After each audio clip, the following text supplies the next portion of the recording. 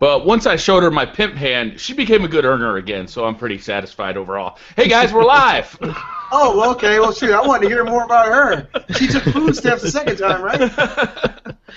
Welcome to the Beastly Thoughts Show. Today we got Beastly Gamer and Cotton Made Player. We are hoping to get a couple more people in. We've sent invitations out, but it is kind of hard to get a hold of people. I know we want to get Marco on here. We want to get 9 to 5 Gamer on here. So if either one of you guys can get a hold of us, we'll send you a link to the group chat so that you guys can get in here. Great news. Oh, yeah. How was your week, guys? Going good. Awesome. You know, Jan and the kids were sick all week. It was like there was a plague that had ridden or completely engulfed our house, but somehow I managed to stay out of it, and I'm feeling pretty good about myself. Well, that's actually good, solemn news.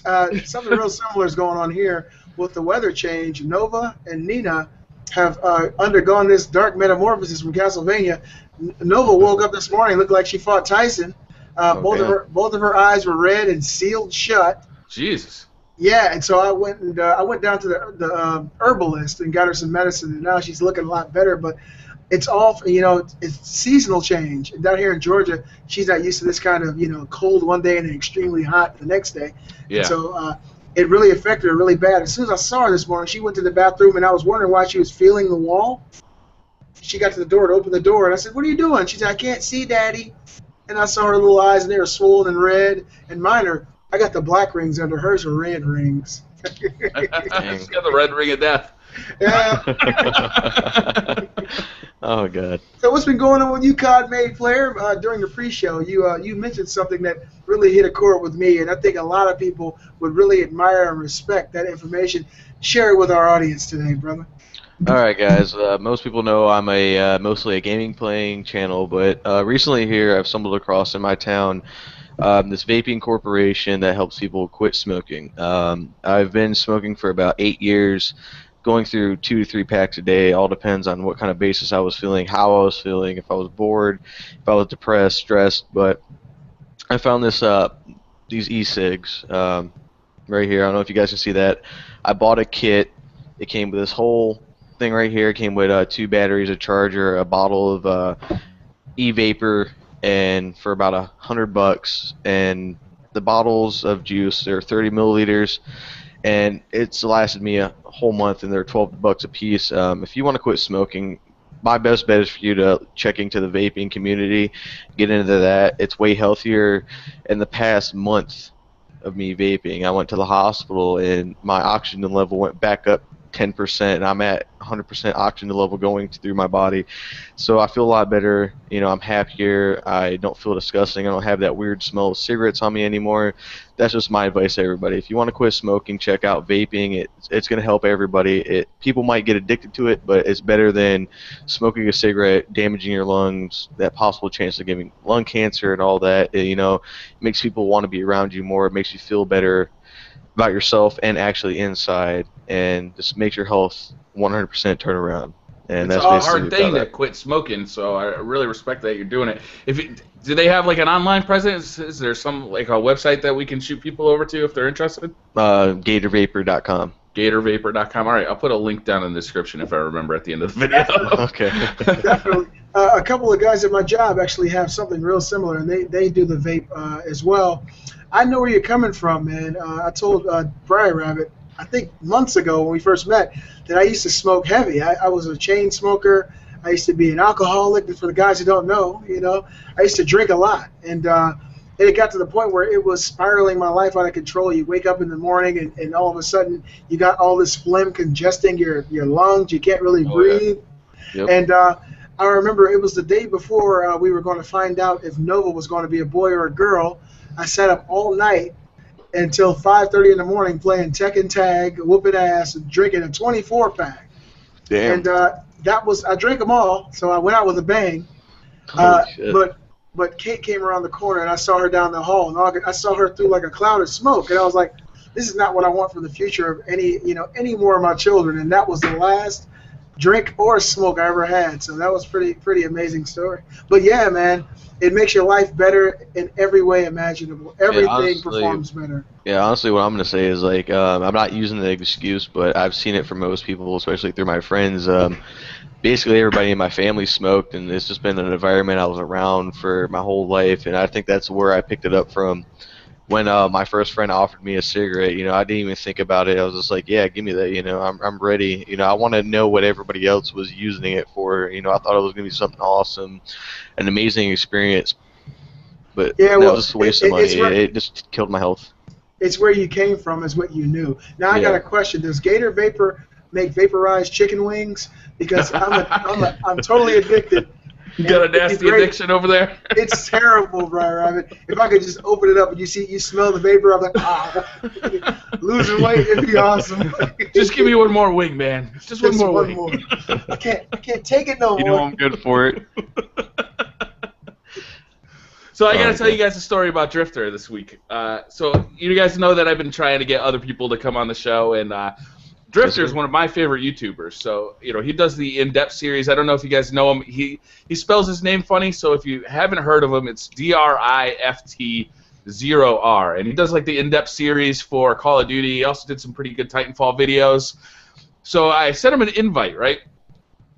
You know, just saying, hey, you know, here's what we do. I'd love to have you on to talk about, you know, Call of Duty, Titanfall, and kind of like what you think the future of Call of Duty is with this new game on the horizon by, you know, Respawn Entertainment.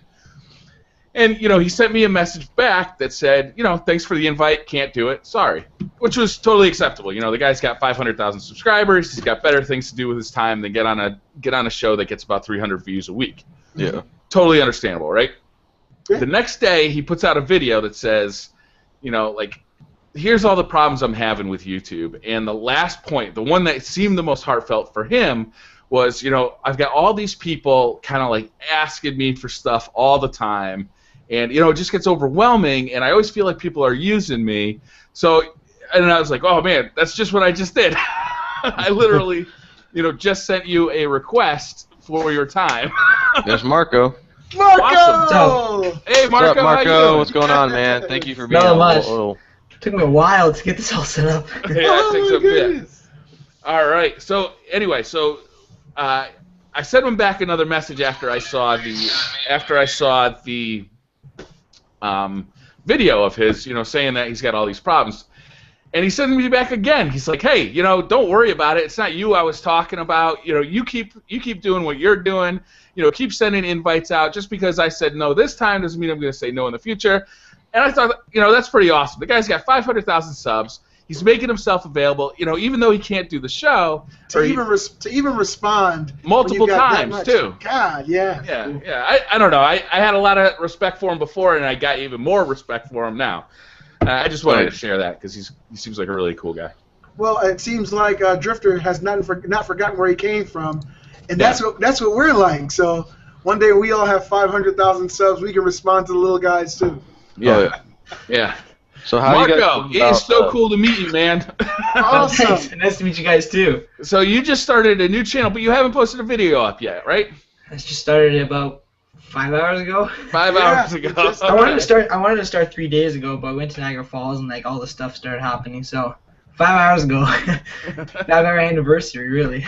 That's Well, hey, awesome. So congratulations. once you get a video up there, you're gonna have to let us know so we can check it out. But until then, your channel name is Unreal Gamer, right? Yeah. You know how long it took for me to find a name? Probably, I'd say it took like 36 hours straight, just on thesaurus.com, just putting in a bunch of words and just trying to get a name. And then finally, I got this one. I was like, finally. Well, Awesome. Yeah. Awesome. Well, it's So, awesome to me. It's awesome to see your face. You know, I've seen you in the comments so many times, and I feel like I knew you. You know what I mean? But Yeah. I didn't know your face. I didn't know what you looked like. And now it's cool to put a face to the name. Yeah. Also, the thing for Marco, I mean, thank you, man, for subscribing to me. I mean, I'm a really small channel, but I really appreciate your subscription, man. It means so much to me, and now you're actually here, so where I can actually talk to you. It's really awesome, man. Yeah, it's really cool. It's like I watch you guys all the time, and now to see you guys have this interaction, it's actually really cool. Cool, man. That's Now awesome. I want to take this moment, Marco. You're one of the first subscribers I ever had. Okay, you're one of the very first ones, guys. I'm talking about when I had like 10 subscribers. He was there, okay? And he's always been, you know, positive reinforcement. He's always had engaging conversations. He's always been uplifting, and it kept me going. You know, when you're working hard and you're small and you're not seeing any, comeback from, any revenue or anything like that, to have a subscriber or a person out in the world to kind of pat you on your back, good job, and keep you motivated. Marco, you were that for me. I want you to know, thank you so much. I'm very, very privileged to meet you finally, and I can't wait to see what you do with your channel. Now, Marco, guys, is an Xbox One owner, and that's the console that he has, and that's what his channel is going to be about. No, Marco. No. Look. I made a video, I think yesterday or the day before, about it. It's not about the people at all. I mean, we're gamers. I mean, it's a community, and some of us have Xbox One, some of us have Wii's, but this is YouTube. This is what we do. We can get together and talk about the pros and cons of each. Maybe I don't like your flavor as much as you like mine, but I'm very happy to see you here, and I'm going to check out all your videos, Marco. Congratulations. Oh, I'm so happy to meet you. Thanks. So how you guys like Titanfall? Did you play it, Beastly? You said you were going to check it out on PC. I didn't get a key. They didn't send me I one. didn't get one either for PC. I put in like 4 applications. I thought they opened it up to everybody at the end. You had to apply for it, and then they send you a key, but I didn't get one. I applied too. I went and I had the actual service and everything. I did it on my lunch break, so I made sure everything was filled out, and I was really excited about it. But I didn't get anything. They must have watched some of my videos. Oh man. So Marco, you say you were in Niagara Falls. What was going on there? Yeah, well, for my brother's reading week since they're in university, so this is their only time off. So we just took it off, and we go on the Canadian side because I'm Canadian. It's much better than the American side, no offense. You guys have like houses, and we got like all these hotels. So yeah, we went there, and there was arcade. We get $400 worth of arcades, but it went pretty fast. But it's like Dave and Buster's for you guys. So yeah, it was pretty fun. Well, one of these days I'll be able to visit a place like that. That sounds pretty awesome. Yeah, it was pretty fun. Now, you haven't had a chance to play Titanfall yourself then, huh? Did you play it on your Xbox One? Yeah, I played it on my Xbox One. I actually had a couple glitches, but it's a phenomenal game. I really liked it. The couple of glitches were the city map I couldn't play one day full, and then the next day I couldn't play the other map. It was weird, and sometimes I had a lot of server issues. Did you guys ever have any of those? I had issues where it took sometimes it took a really long time to start playing. But once I started playing, I never ran into an issue, and it was quick to load games. Although there was a 90-second intermission between games, which kind of annoyed me. It was too long.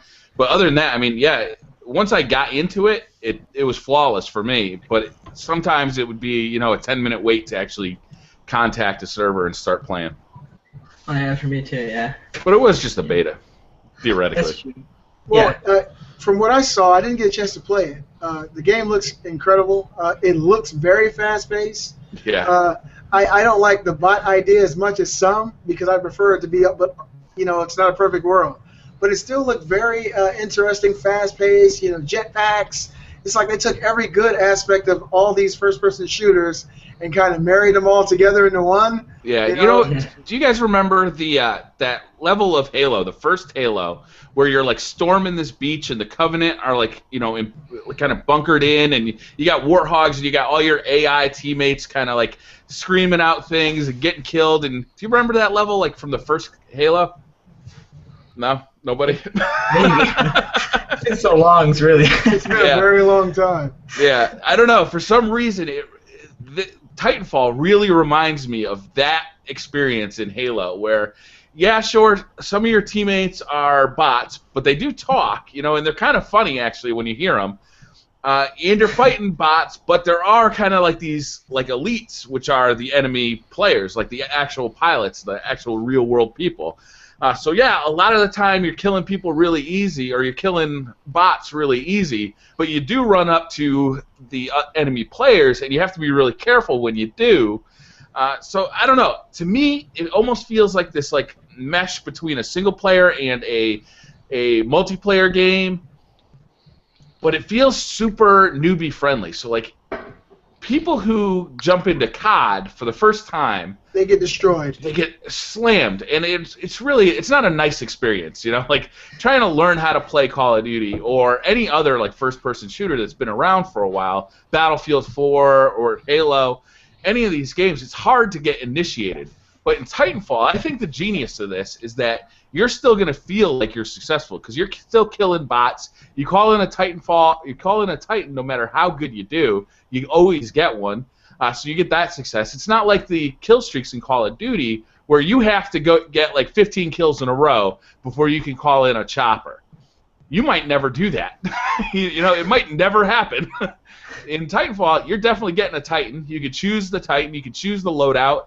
I think it's a really great idea. I think it's going to attract a lot of people to that game, and it's going to be people who want to get better at it later. You know, they stick with it and get better at it. I just wish it was on the PS4 as well, because I wish if this was a multi-platform game, I think it would be a COD killer. Yeah, that's probably the only thing that's going to hold it back from being a COD killer. Yeah. Let me ask you a question, BriarRabbit. Since you've played the game and you've enjoyed the beta, have you found any issues or situations where you were focused on bots and then maybe an actual player took advantage of you and, you know, wiped the floor with you while you were trying to kill bots? Absolutely. I actually do it myself. Is I'll kind of stick around bots. I'll see another pilot, you know, focusing on like this group of bots because they tend to be in groups and spawn in together. And while he's doing that, you shoot him in the back or you walk up behind him and snap his neck. So yeah, I mean, it's something you got to be aware of because the bots aren't that dangerous. You don't really have to worry about them that much. Normally what I do is just kind of chuck a grenade their way and continue on looking for pilots, you know. But you know, you definitely get stuck by the bots if you're not careful. So in essence, what you're saying is this game it seems very fun for now. Yeah. I'm hearing rumors that there are monsters in this game too. Yeah, that's weird, isn't it? I keep hearing that rumor too. Giant monsters, like, you know, what's the name of that movie that came out last year with the robots versus monsters? It's something similar to that movie. I think you guys know. Oh yeah, I know what you're talking about. What was that? But the fact that it's so easily accessible, entry level, you think that everybody can come in, enjoy, and then those that are hardcore FPS shooters, they'll be able to rise up through the ranks and be able to dominate. That's the only thing I don't know about, right? Is there going to be enough depth there to keep people playing, for people to make a decision saying, yeah, I want to keep playing this for months on end, for a year, or, you know, until Titanfall 2 comes out, maybe 2 years or 3 years, who knows? So is there enough depth to kind of keep people going like there was with COD 4? You know, when COD 4 came out, people started playing that, and they didn't stop until Modern Warfare 2 came out. And, you know, if it wasn't so hacked, I'd still play it. Yeah, and you spent a year on Black Ops 2 too, right? Oh, yeah. Yeah, you destroyed that game. Well, I guess we'll sit and watch what happens. That's one thing I'm hearing from the reviewers, and you guys can elaborate too. Some of the reviews I've seen on the beta, which of course is not the finished product, is that they are skeptical about how deep the game goes, and exactly what BriarRabbit said, whether or not you're going to be able to hold on to it for a long period of time. But for now, at least, it appears to be extremely fun. I'm still waiting for my copy of the game, so I won't be beta testing it. I'll be buying it myself. But it looks like something I definitely want to play and more than likely get good at. I'm having a little issue, though, guys, with this 60-inch TV. You know. Oh, I'm so sorry to hear that. Listen, I'm being absolutely honest, okay? I'm going from a 42-inch to a 60-inch, and it's an incredible TV. If you say it's too big, I'm going to hang up on you. It's not too big. It's so big that when you're moving in the 3D space, it seems like it takes longer. Like for you to see someone, it takes longer for you to turn at them. It's just so big, and people are getting the drop on me, and I'm feeling like a scrub. But do you have input lag on that TV? Do you have a game mode that you can switch it to? I don't know. I haven't really looked into that. I'm so amazed just looking at it. Yeah. Still got the price tag on it. That could be a real issue. If you have input lag on your TV, then you literally are behind by maybe a millisecond or two. Who knows how long that is? But it can be significant enough that you can have trouble, especially in online shooters. Yeah, so definitely switch it over to game mode, and because that often helps a lot. I'm pretty sure I did see a game mode on this TV. Yeah. I didn't mess with it. I think everything is still set to factory default. Mm-hmm. But if that's the case, that'll help me out a lot because I played Ghost on it, which I'm really getting good at. And then when I started playing, I was like, what the hell's going on? I was turning in slow motion. I was like, what's going on? But I played that. I played Black Ops 2. I played Battlefield 4, and I was getting destroyed there because it was really bad where I was maybe a few milliseconds behind all the other players. And I heard people like Worm talking about he got a 60-inch. I think he got a 50-inch, and he was playing Black Ops 2, and he just took the TV back. He said, it's too big, I can't play the game. And I was like, so this guy was telling the truth. I'm looking over at Kate like, I can't believe this crap. Yeah. But it's kind of funny, though, that after a week or so of playing on it, everything starts to work together a little bit better. Because initially, just watching Blu-rays on it or watching Netflix, when the scene would pan, you got this really immersive feeling like you were looking through a glass window. Yeah. And now that's kind of subsiding. I guess it comes with time. Your eyes are actually becoming more acclimated and articulating the image better. So hopefully that'll just be a temporary thing so I can get back into kicking ass. Yeah, I know what you mean. I started playing PC game. I'm really getting into that now. And I played on a 15.9 inch, well 15.7. All of a sudden I got a 39 inch, and it's just like you move it, it's like you just sway. A 39-inch monitor? Yeah. Well, it's my TV. God. I got it as a TV, but I use it as a monitor. But the response time is great. It's 1080p, and I think I got a question 240. for the Beastly Gamer, since he's got all this money right now. How are you feeling about the new the PlayStation Virtual Headset coming out? Oh man, that's going to be going against the Oculus Rift. The thing is, I'm thinking about this. Okay, it sounds like a good idea, but for them to actually create this technology, it would have to be something that is within the realm of reality for people to pay for. It can't be overly expensive. The Oculus Rift is going to be floating. I forget exactly what it's been speculated at costing, but it's going to be quite a few $100. This PlayStation version of this virtual headset, if it costs as much as the PS4, people aren't going to buy it. I will. Day one purchase for me. Oh, of course we know you will. And I'll probably get it too. Okay, I mean honestly, I get it. I'm a Sony guy. I even got the Sony Z1S. Demonstration. But for the average gamer and the average consumer, it would have to be a reasonably priced item, or it'd have to be a premium item just for people like us who are into this stuff and live it every day. Yeah. But I think it's a great idea. I'd like to see if they can actually pull it off and maybe compete against the Oculus Rift. Because Oculus, man, they've been working hard on that thing. They've been working on the fact that it's been getting people dizzy and giving people headaches. They've been working on the articulation of the actual the hardware, and it's been going on now for many, many years. I mean, it's going to be hard for somebody to come out of nowhere and mimic that kind of tech, Yeah, well, supposedly they're supposed to be revealing their idea in March 12th at GDC. So we'll see then. And obviously, like the same thing I'm thinking as you, it's going to cause a lot of eye strain, headaches. And if it's recently priced like $200-300, maybe $400, where the average person could buy it if they wanted it, I think it's going to put a big effect on the TV, because if they make it capable with everything where you can watch movies and everything else off of it, why not feel like you're in the movie? Like you said, it's a virtual headset, so I mean, it's the next step in everything. Sony's really putting themselves out this year. They're trying to come up with everything possible just to knock Microsoft off their ranks right now. If you really honestly think about it, they already have them in head by the console sales, and now they're trying to come out with the most amazing headset that anybody could ever own, as long as it's reasonably priced to it. Where somebody's playing Kick the Can. Yeah. I dropped it. Now I'm thinking, Codmade, if they price this thing around $249 to $279, that is within the range for the gamers who are I'll put an extra $100 aside. Normally I pay $150 for something really nice, but this is a virtual headset, and yeah, if it has the capability to completely alleviate or remove the stress of using your TV, and maybe you could do other things on that, and you could play PS4 games on it. Of course, they had to be built from the ground up for this kind of tech usually, or if it was that cheap, I don't think I'd buy it. They can't make a quality unit that cheap. I mean, what I want is OLED screens. I want two 1080p screens running 60 hertz. I want this thing to be immersive. I want the motion tracking in the headset to work really, really quick, so there's no delay, so I don't get motion sick. I want this thing to cost a little bit of money because I want a good product. Yeah, because you got to think most headsets nowadays cost more than a console anyways, so why would it be cheaper than the PS4 if it's going to have all that functionality to it? Well, if it is cheaper than the PS4, it's going to suck. Yeah. I don't think that they could reasonably price it, above the PS4 price point, because the simple fact of selling it for the PS4. That's like buying a car seat that cost more than the car. You Yeah, know, but your TV costs more than the PS4.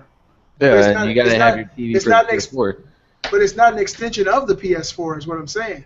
You Yeah, know, but if this headset will take up all the... I mean, you won't even need a TV with this headset. I mean, I'm not going to use it to watch movies, but it basically replaces the TV, but it's more immersive. It also, BriarRabbit, comes down to the way that it's marketed to the consumer. Now, Sony markets this thing as a standalone USB headset that is not made, doesn't have the PS4 logo on it. It's just a Sony, interactive headset that does the same kind of stuff that the Oculus Rift does. Yeah, they could price it $500, because people will go out and get it, hook it up to their computer, or get a converter, hook it up to their TV. However you do it, it wouldn't be something that would be synonymous with the PS4 at that time. But if they want to market it as a PS4 peripheral, I think they're going to have an issue pricing it at a higher price point than the actual PS4 console, for the simple fact that the typical American consumer does not want to pay more for a peripheral than they pay for their system. I just want it to be of high enough quality, though, that it's actually useful. If they cut this thing for $300, but it's running, let's say it's running 480p screens of both eyes, and it's running, 30 hertz, it's going to suck. You're not going to want to use it anyway. So what's the point of having something that costs $300 that sucks? I'd rather have something that costs $600, but it's friggin' amazing. Yeah. So you got to pay for it, but you're never gonna. Your life is gonna be changed forever after you do. Yeah, honestly, it's like getting an iPhone. Screw Apple. Oh my goodness. Right on it. It's not going to have the PS4 logo on it. It's just a Sony exclusive headset. So maybe that's what you're thinking about. If it's sold for the PlayStation 4, people will look at it a little weird. But the article I read when they're going to release it is basically the creators from Sony that basically work on the PlayStation 4 gaming, but they're not going to have the PS4 logo on it. It's just going to be a Sony exclusive for basically all products. Okay, that's perfect. Now they can charge whatever they want. As long as it doesn't have that PlayStation logo on it, I think that if they did that, they'd be kind of shooting themselves in the foot, because then it'd be associated as a PlayStation video game headset by people who are not technologically savvy. But if they just market it as a standalone, product that is compatible with the PlayStation 4 and other Sony products, the Bravia TV, then I think it'd be a great idea. I think it'd work out perfectly. I mean, that's evolution in the making for gaming. I mean, that's just going to be a big game changer for, basically the PlayStation 4. Even if, like I said, if it's not for the, the PlayStation 4 exclusively, but it's capable with the PlayStation 4, it's just going to be a really big game changer, because Xbox One has nothing like that. And that's what I'm saying. Sony's just on top of their game with it right now. They're just going for it. They're just trying to make as much money as they can, stay on the top, and that's where they want to be. Yeah, they are crushing it right now. What I did all day today is I played the games all day that I gotten free from the PlayStation Network. Unbelievable. Oh yeah. What are some of the later ones you got, BriarRabbit? I wish I brought it up. I have Street Fighter Cross Tekken. I've been playing that a lot today. And I was showing the kids Shadow of the Colossus, it's the HD remake that came out for the PlayStation 3. That's free on the PlayStation Store right now. That's actually for the PS3 and not the PS4, correct? Yeah, PS3. Yeah. I bought that game. Kate had never played it before. Yeah. One of my favorites. Yeah, it's an amazing game. It's still, it doesn't look like a PlayStation 3 game. It looks like a PlayStation 2 game that's like cleaned up a little bit, but it's still, it's just so immersive, and like just riding the horse around and hunting these colossi down. It's a cool game. It's just cool, and it's free on the PlayStation Network right now with a PlayStation Plus membership. I'm trying to remember the last one. The Shadow of the Colossus, Legend of the Guardian is no. Eco, no. Legend of the Guardian, I think, is the next one. The Last Guardian, I think. Last Guardian, yeah. That one's coming out, and it's been rumored that it's PS4 exclusive now, so that's going to be a big deal, man. Huge deal. Yeah. I made a video a couple days ago, guys, and I want you guys' input on this, because it's something I thought about. I made this video on Metal Gear Solid 5, The Phantom Pain, coming out on the PS3, the Xbox 360, the PS4, and the Xbox One. And I was drawing comparisons because a video came out that showed actually in-game footage of all 4 versions of the game. And I didn't see too much, honestly, of a graphical difference between the last gen and the next gen. You had to really heavily scrutinize the image to see the greater detail of the PS4 and the Xbox One versions. I came to the conclusion that the last generation of video game consoles is currently holding back the new generation of consoles because it's almost like they're all being tethered to the like the PS4 is tethered to the PS3 and the Xbox One seems to be tethered to the Xbox 360 because they're creating games that are running on both with the same engine with graphical boosts for the newer consoles. What are you guys' thoughts on that? I think that's to be expected. It pretty much happens. Whoa, look at that. Pretty much happens every time we get a new console, right? Is that most of the games are still getting developed for the old console. They shoot us some up-res versions for the new stuff, but they have to still be developing for the old stuff because that's where the numbers are. That's where they're going to sell the most games. Now, I think what's interesting about this generation, though, is that the PS4 is selling so quickly that I think it may speed up development for the next gen. Yeah, but the thing was, I was more in the mindset of, I remember when Nintendo first came out, and then when Super Nintendo came out, there were versions of the same game on both consoles, but there was a huge difference. Yeah. You could see, I mean, of course the tech was a lot different back then, but then when you make the jump from SNES or Sega Genesis to a 32-bit console, to Dreamcast, to PlayStation, and then to from PS1 to PS2, I just feel like with the PS3 and the PS4, graphically, it's just so close. You get almost the exact same experience from either of the consoles. Like, of course, we know Assassin's Creed Black Flag looks fantastic on the next-gen consoles, but you're going to get pretty much the exact same experience on the PS3 or the Xbox 360. Same with Tomb Raider, same with Call of Duty Ghosts, same with not Battlefield. Battlefield can't do the same thing.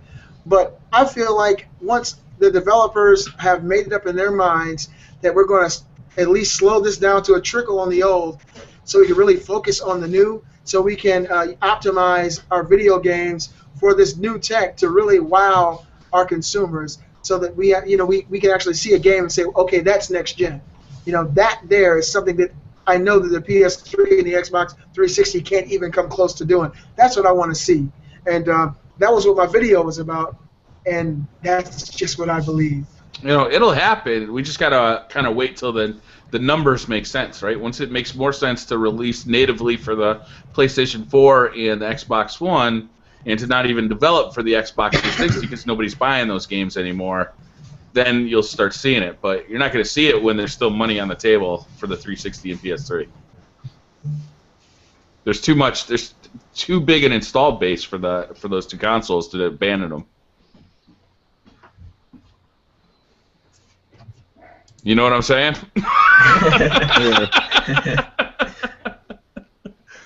So do you guys go on the Xbox? I think we might have lost Beasley. I think so. So what did you think about the digital download sales that they're having for Xbox now? They said they're testing it out, seeing if it's worth it, and now they got Rise on Rome for only $39. I thought that it's okay. Yeah, it's okay, but I like that. I would like to buy Titanfall on digital only because I don't need the box sitting around. I won't be returning the game or selling the game. I want to play that for months and years to come. So to me, it just makes sense to buy the digital version of that. That way, I don't have to go searching for the disc every time I want to play it. I can just select it and go.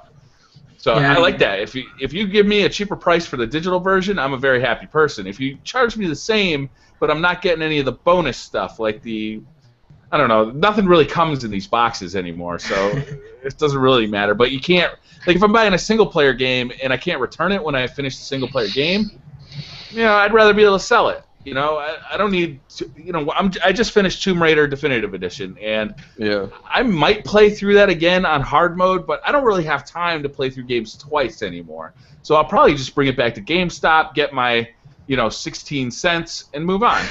It'll be 14 cents, BriarRabbit. Only 14. Right. Because they rate people in there. I remember I was in GameStop by my job about 2 months ago, and I swear this guy came in there.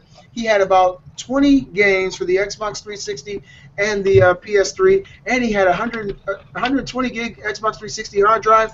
The guy offered him $38. Yeah. $38 bucks.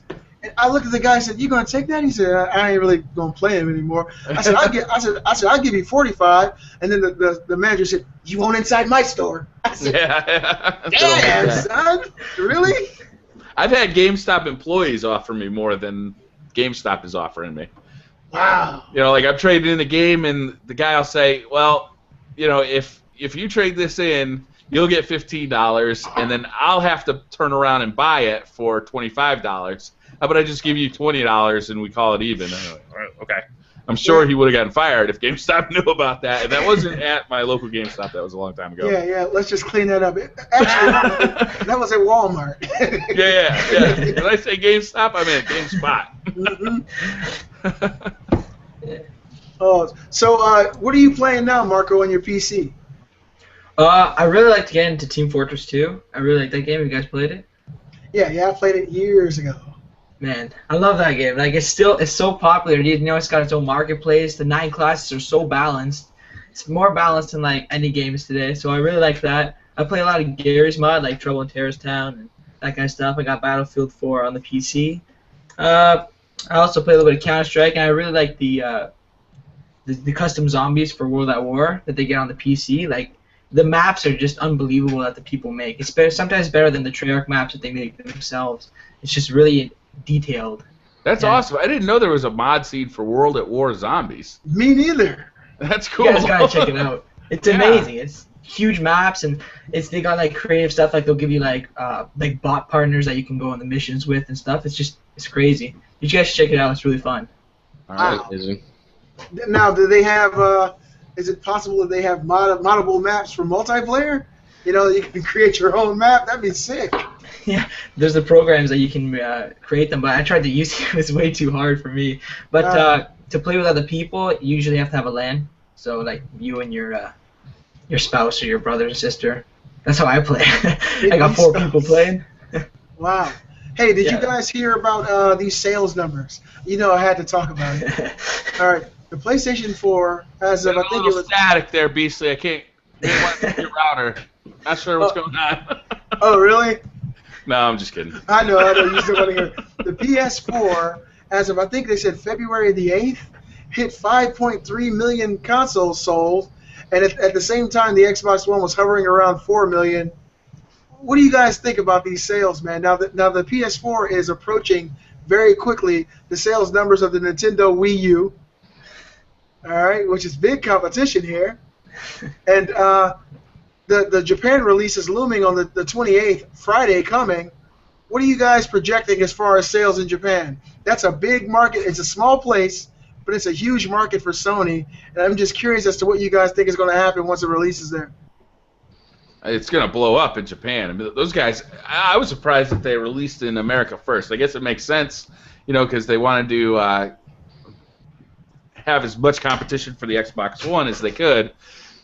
But, I mean, Japan is their home, and to wait this long to release there just seems, oh man, crazy. They must be clamoring for it, you know? I mean, think about it, right? That's like cooking dinner at home, and then you drive across the street to feed somebody else, and then you come back and cook another dinner for your family? Yeah. It's just so insane. But the people in Japan, man, I love the place. I wish I could live there. They're going to eat this thing alive, and the crazy part is, over in Japan, the Xbox does not really sell at all. I don't even think they're releasing it over there. The Japanese society, they see Microsoft as a symbol for Western imperialism. You know, and it's so bold and brash and not humble, and that's the way they see it over in Japan. These people are very into the old ways of respect and being humble, and they see that this American Western company is so different than, you know, different from their standards. And so that's why the Xbox One, the Xbox 360, they don't do well over there. So this is going to give the PlayStation 4, I am projecting, a 2 million lead over the Xbox One. That's I mean, they've already got a huge lead over the Xbox One, and I feel like they're running away with this. I think Microsoft has to really pull a trick out of their hat if they want to stay in this race. Do you think the Titanfall could be a big proponent or a big help? You know, if someone were to ask me right now, like, should I buy an Xbox One or a PlayStation 4, I gotta say, with all honesty, I think you should get a PlayStation 4. unless you are a major first-person shooter fan. Because I think, COD has that exclusive, so if you want to play the DLC and, you don't want to wait a month for it, COD is a better experience on Xbox One. Titanfall, I mean, it's the biggest shooter of the year, and it's coming out only on the Xbox One or the PC.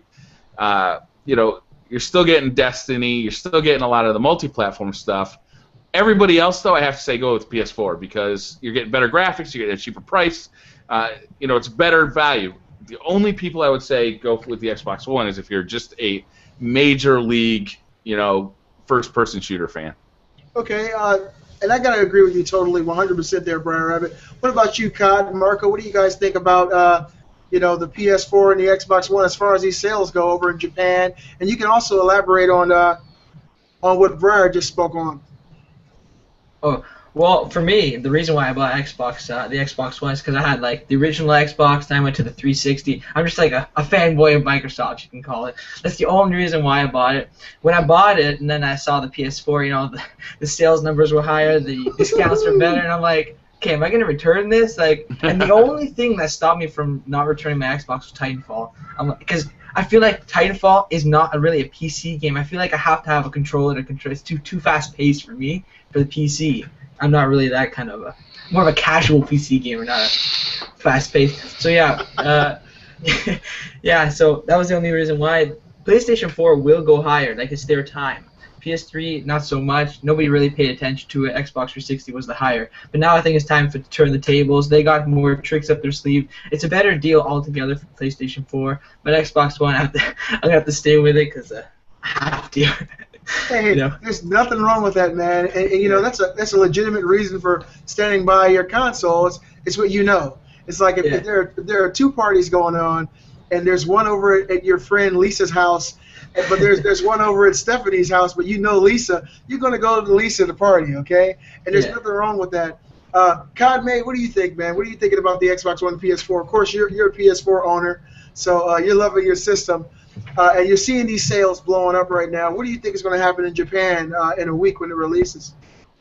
Japan actually read an article, I think it was 2 to 3 days ago when I uploaded my video about the virtual reality headset that Sony's making. There's already people lining up out of the side of the GameStops and the retailers in Japan waiting for the PS4 to finally release.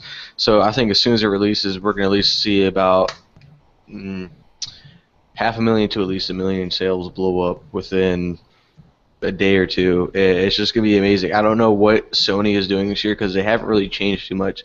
Sony's always been about attracting the gamers, staying true to the gamers. Xbox One is basically a multi-entertainment center. It's not just for the gamers. Yes, they have exclusives, but everybody knows Microsoft has contracts with everybody. That's why they get everything exclusively first, or they just have exclusives for themselves. But I don't see a big difference what Sony is doing this year, other than that the system looks a lot different. The home screen looks a little different. Other than that, it's not a really big difference. Other than FPS is slightly better than Xbox One. But other than that, people really want this console. It's a really reliable console. I was kind of off about buying it at first because people are like, oh, it crashes a lot, overheats. They've been having a lot of problems with the consoles. Obviously, I've had mine for 3 months and still haven't had no issue with it whatsoever. So honestly, when they release in Japan, Xbox One is already going to be dominated like they already are. So that's my opinion on it, and that's about it. Now, I'm sorry. Go ahead, Marco. Yeah, I watched your video, but you said you have a good point because I checked my local Best Buy, my Future Shop, everything, local Walmart. They were all sold out on PlayStation 4. But then when you go to the Xbox One, plenty available, everything. You made a good point there. It's so hard to get even still after about 4 months after launch, 4 or 5 months after launch. So yeah. Well, Sony really goes to show. Sony made a statement yesterday, and they're saying that the PS4s won't be available anymore until April. Whoa. That's how sold out they are. This came out yesterday. So, I mean, it's a big deal. Everybody seems to want this thing. But one thing that could make or break, or at least change the scope of what's going on with these consoles, is a price drop for the Xbox One. That $100, that differential between the two consoles, is a huge deciding factor. Because right now we're at an incredibly high unemployment rate. People aren't making the wages they deserve. America itself is in a very bad state of like depression when it comes to finances. There's repossessions and bankruptcy running rampant around the country, and people, they want to hold on to their money. It's like every purchase you make, you kind of grit your teeth like, I don't want to buy this because then I won't have the money anymore. And so when people are going into these retailers when they're both available and they see the PlayStation 4 and the Xbox One, and then they see that price tag and they say, what, this is $100 cheaper? And that just comes, give me the one for $100. I mean, people don't even think about it. I think that when this new Xbox One comes out that is speculated, that's rumored to come out this year, if they give it a $399 price tag, if they make it appealing to the consumer, hopefully making it with a Blu-ray drive, because I think if they take the Blu-ray drive away, it's going to really be bad. I think it'll make some sales, but that's only for casual gamers, personally. People like, great point you made, Dave. When you said, I don't like to play a first-person shooter, a single-player game, a campaign, and keep it. Usually once I beat the campaign, I'll take it back, sell it to GameStop, get my $16 back for it, and then I'll use that and put it towards another game. If you got an Xbox One without a Blu-ray drive, those single-player experiences are going to be stuck with you, and then you know that Microsoft is going to implement the structure that they had originally envisioned for the Xbox One with this new only downloadable only console, so where you can only trade with certain people, you can't do really much with the games that you buy. So I think that would be a really bad decision. More than likely that's what is going to happen, because Microsoft itself has already come out on the record and stated that they tried to get away with creating an Xbox One that is discless. So they're going to remove that. They won't have to pay Sony anymore for the Blu-ray technology. That'll lower the cost of the consoles, and then it'll raise the return revenue, because every game that's bought on the console has to go right through Microsoft and come right to your console. Yeah, they eliminate Best Buy and Target and everybody as potential retail partners, but that also means that why would Target try and sell this console? Why would GameStop be trying to sell this console? We're gonna start pushing out that PS4 because we're not getting anything out of the Xbox One. If we're not selling the games for it, then why should we sell the console at all? Awesome. So I think Microsoft would be. I think that'd be a really bad move by Microsoft at this point. Yeah, I think eventually it's inevitable, Wow. But I think it's going to happen. The consumer is going to be what drives this. I don't think that Microsoft can push this. I think it'd be a really bad decision because it's just going to hurt them in the long run. Now, BriarRabbit, you just said something I've never heard anyone say, and you guys know when you hear something that's truth, it's like someone taking a metal baseball bat and hitting you upside the head with it. That's absolutely perfectly true, that they would have no motivation to move these consoles because there is no return revenue. Once it goes out the door, they're only going to make a little bit of change on it, and then they won't see anything else for it. Yeah. So, I mean, wow. That's awesome, man. We have somebody watching, and Robbie Field says, can't wait to be past these previous gen limitations for good. Absolutely. Me too. I'm really looking forward to it, but it's not going to happen right away. No, it's going to take at least 2 years. Year or two. Yeah. 2 years until it's actually, I believe, slow to a trickle, because it is about money. As much as we want to believe that Sony is all about the gamer, if they're all about the gamer, they just say, hey, look, we're going to donate everybody a PlayStation 4 because we care about the gamer. It's about revenue. It's about overhead. And that PlayStation 3 and that Xbox 360, there are millions upon millions upon millions of them in circulation, and a lot of people can't afford these new consoles. A lot of people have to wait till Christmas of 2014, until their birthday of 2015. These dates have already been given to them by parents. Yeah. So in the meantime, they've got to hold down the fort and play on these last-gen consoles, and these companies know this, so they're going to continue to push them out. You got a game coming out on PS4. It's going to be on the PS3. It's not going to be as good, but it'll be good enough for those who have to wait until their date, until their date of graduation to the new console. So I'm thinking maybe 2 years, two and a half, maybe. Go ahead. Just like I told you guys, I waited outside Best Buy for 18 hours in December just to get a PlayStation 4 because that was the last shipment coming in the whole state of Florida. So I was like, you know what, I'm gonna be first in line, and I was the first one. And we had like 7 people online that night, and around 6 o'clock in the morning the next day, that's when people started showing up. We had one person there for the Xbox One. Only one. And Really? Yep, one person out of 36 people that were in line. And that one person, they were just there to make their payment? What were they there for? They were there to pick up the shipment that was coming in for the Xbox One. But didn't that come, I mean, when did you get your PS4? Did you get it at release? December, he said. No. Oh, December. I got mine December 8th. Now, And, were you able to get yours for free? No. I wasn't able to get mine for free like you. I got mine from GameStop, and actually, when the E3 press conferences last summer were happening, that's what I did. Is they announced it. I drove right over to GameStop, and I put down my pre-order for the Xbox One. The next day, Sony did their press conference, and I was back. The guys at GameStop knew exactly what I was there for. I mean, it had to be nice, you know.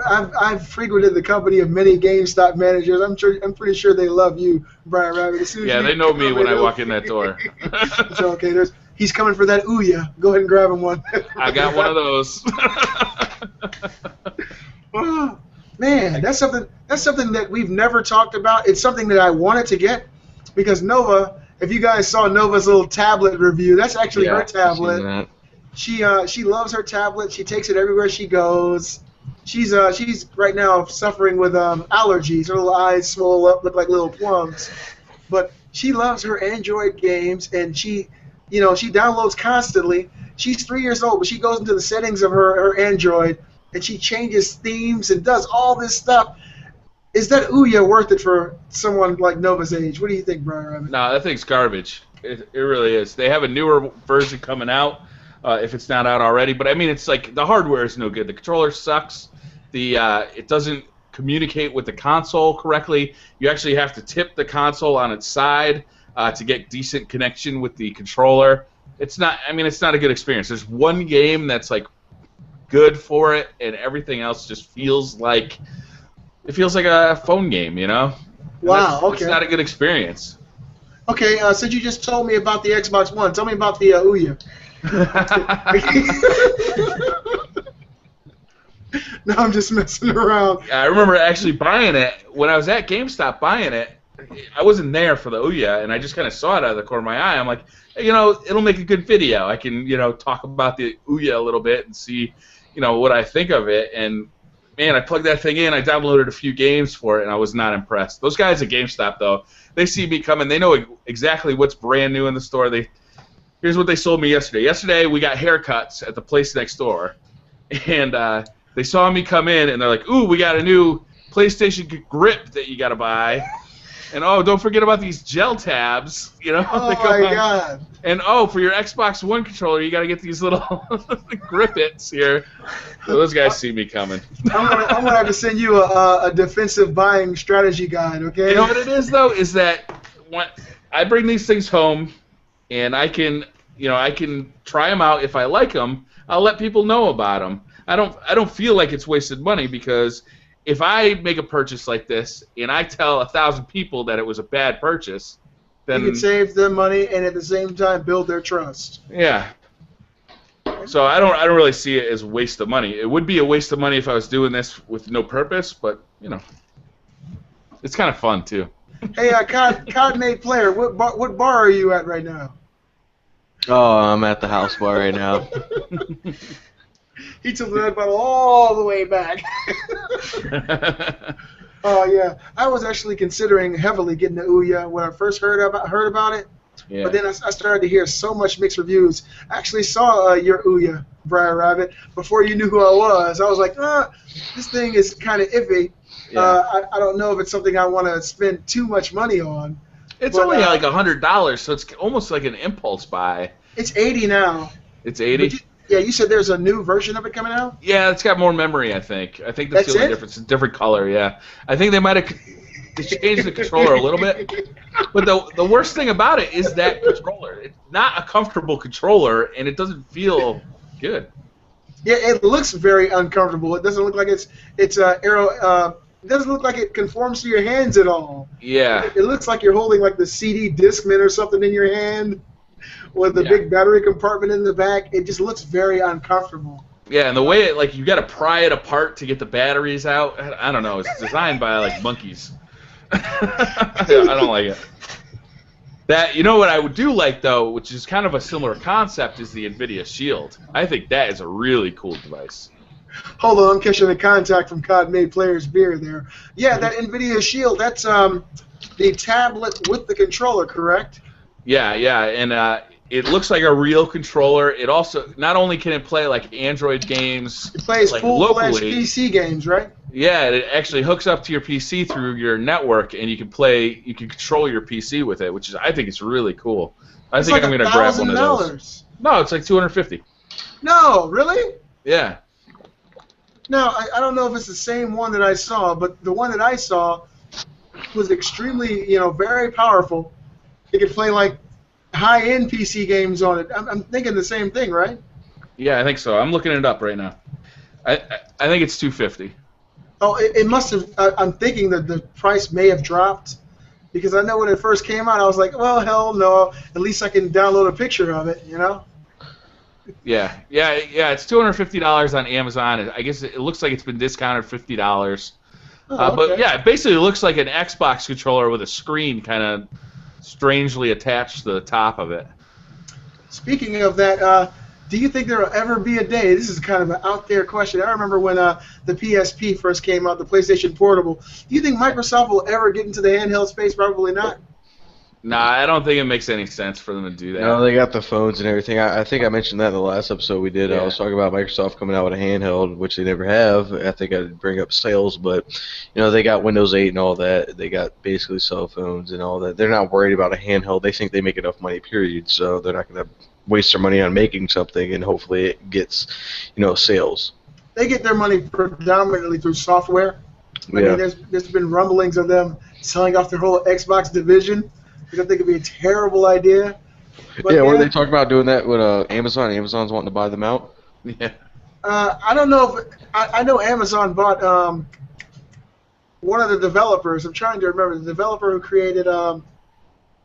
Now it's on the tip of my tongue, but I can't think about it. Amazon's opening up its own video game division, and they're buying up video game developers, really good developers too, that are going to be developing games for their Amazon system that's coming out. So they got a system coming out? Yeah, it's going to be like an Android-based. It's going to be like an Android-based system. Yeah, it'll be like an Ouya. So it's not going to be anything like really important. I mean, I guess we'll have to wait and see. I mean, it'll definitely be better than the Ouya, because it's not a Kickstarter. Amazon is a huge company that's able to. I was going to feel like this is not going to be nothing like the PS4, Definitely not, sir. What it comes down to is if they create games that you just got to get, though, you're going to get the console anyway. It doesn't matter what it looks like or who makes it. If they have games on there that really speak to you, and I could actually see Amazon. Amazon does a lot of cool stuff. Their Prime service is phenomenal. You get like all the free movies you can watch, like kind of like Netflix. You get free delivery to your house. That's like a no-brainer. Every time that Prime subscription comes up, I'm like, yeah, pay it. Yeah. Maybe for you guys in the States it's better, but for Canada, Amazon is like the second thing to go to. It's usually eBay. Because oh, really? Amazon's actually more expensive than the stuff in the store. I don't know, shipping for us, like, you buy like a $10 item, then there's $15 shipping, and it's not like you guys are like cheap shipping. For Canada, Amazon is not as good as the States. I look at you guys' website, I'm like, like .com, and then I get all bummed out. Yeah, I know what you're saying. I used to live in Canada. I lived in Quebec. Oh yeah. Oh, you live in Quebec. Okay, well, since we're all talking about Canada, because isn't that a boot? That's offensive, sir.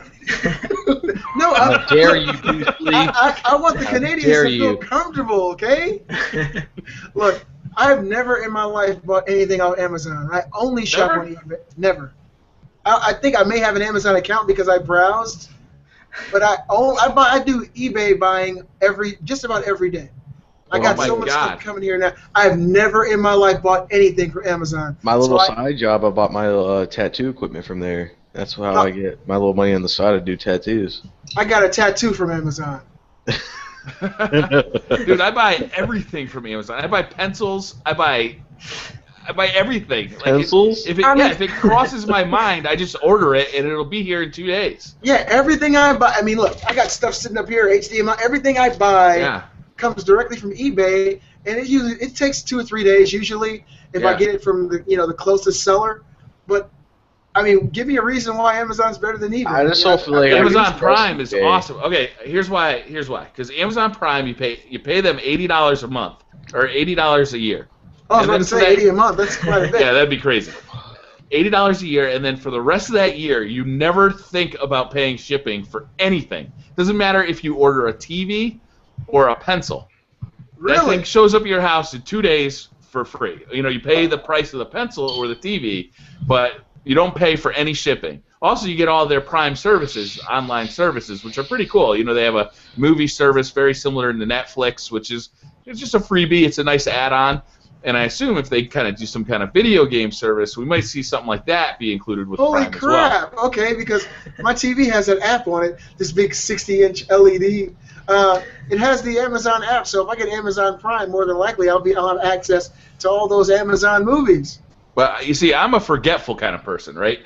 Like, if I run out of, let's say I run out of toilet paper, as soon as I leave that bathroom, I have totally forgotten that we're out of toilet paper. And then you go to newspaper. Yeah. So, but if I walk directly to my computer and just click buy toilet paper, please have it sent to my house, it'll just show up. I don't have to make a special trip out to the local pharmacy to get toilet paper. It just shows up. So stuff like that you is get just stuff, so convenient. You can get stuff like that from Amazon? Yeah, you can get anything. Okay, so question, BriarRabbit, when you run out of toilet paper, do you hold it for the 2 days it takes for it to come? No, I go to McDonald's. Oh. I guess they know you just like GameStop, don't they? What up, Brian? This fucking guy again. Just gonna use little, Oh man. No, I can't tell you. You need something stupid like this, right? I wanted a headphone stand. I ordered it from Amazon. It just showed up. Yeah, I'm gonna have to try that out because I guess I'm part Canadian. I've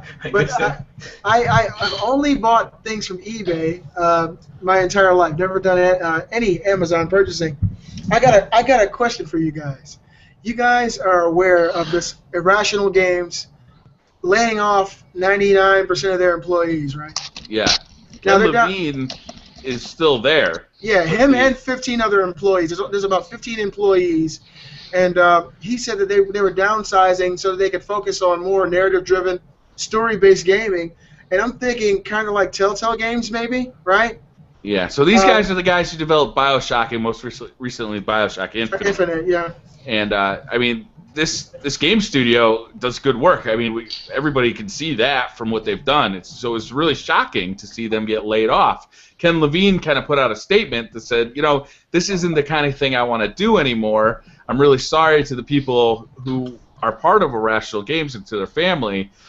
But, I don't really blame him on him to provide these people their living, Yeah. I just feel like, personally, if I worked there, I'd be extremely pissed at him because I'm like, okay, if you don't want to do this anymore, you can step down and let somebody else take over. But I'm pretty sure that games like BioShock Infinite, which generated over $1 billion in revenue, games like this can be extremely foreboding and burdening to make. Yeah. It takes an extremely long cycle to create a game like this, to develop it, to come up with stories, do the animation, voice act, all this stuff.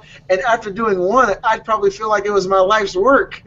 And so more than likely, after doing games like Shell Shock, BioShock, BioShock Infinite, he might be burnt out. But I got a question because I am a PlayStation Vita owner. What's going to happen to now that this layoff is taking place? I'm curious if Borderlands 2, because I know that this studio had a lot to do with Borderlands 2 on the PlayStation Vita. So they were in developing this game for the Vita, and I'm wondering if that game is in limbo or not, or if it'll go over to 2K like BioShock. It's just Hopefully, that's something I was really looking forward to for the Vita. Yeah, I think that would be a nice fit for the Vita because you can play that game in small chunks, or you can sit there for a long time.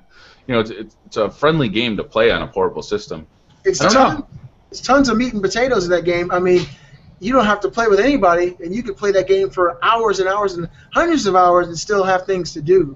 So, yeah. I mean, I think that was a great move for, the Vita, and now it's kind of in limbo. That's something I was looking forward to this year, and I guess only time will tell. Yeah. I'm not trying to interrupt anybody, but I know Beastly a while ago when I first found your channel, because you're the one that inspired me to start my channel, to be honest. Thank you. I noticed your remote play for the PlayStation Vita. I wonder if the capability changed for that, because also I've downloaded this app that I can get remote play on my tablet. So I was wondering if the remote play from the PlayStation Vita has changed at all from what you posted last time. Well, I posted that probably about like 2.5 months, 3 months ago. Yeah.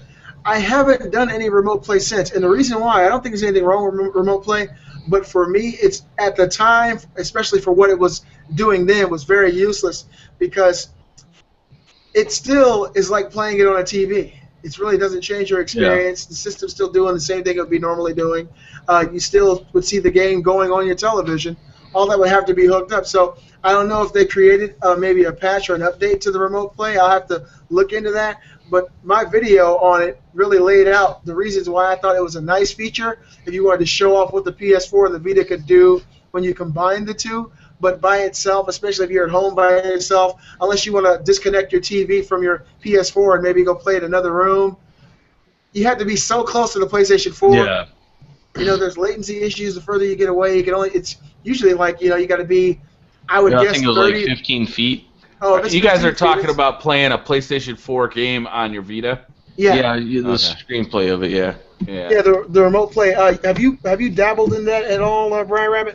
Yeah, I tried to play COD once. It didn't work out. Latency, huh? It was kind of like there was latency. Also, that controller is not exactly as sensitive enough for a fast-action multiplayer shooter. I got stomped on. I don't even think I got a kill. Wow, that's like me on the 60-inch. I had a question for you, BriarRabbit. When are you going to start doing the live streams again for the Twitch? I got to start doing that soon. I've been so busy, but now that the basketball season is over, I'll have more time on the weekends, so I'll probably be able to do it more. And Beastly Gamer, what about you, man? Because I remember that's where I found you, and that's when you inspired me for my channel. I don't think I've done Twitch since you and I met. Yep. It's something that I want to do. I really want to do it with my PC games. I'm actually doing a Let's Play right now of The Last of Us Left Behind, the DLC. I was actually encoding that, rendering it when we started the show today, but I went on and canceled it because I did not want that to interfere with the power of the PC. Yeah. I didn't want to disappear like I did last week. I was so, you guys have no idea how frustrated I was last week. I didn't even put that video on my channel because I was so frustrated with myself because my internet was so bad. I had to call the AT&T guy. Well, Kate called him.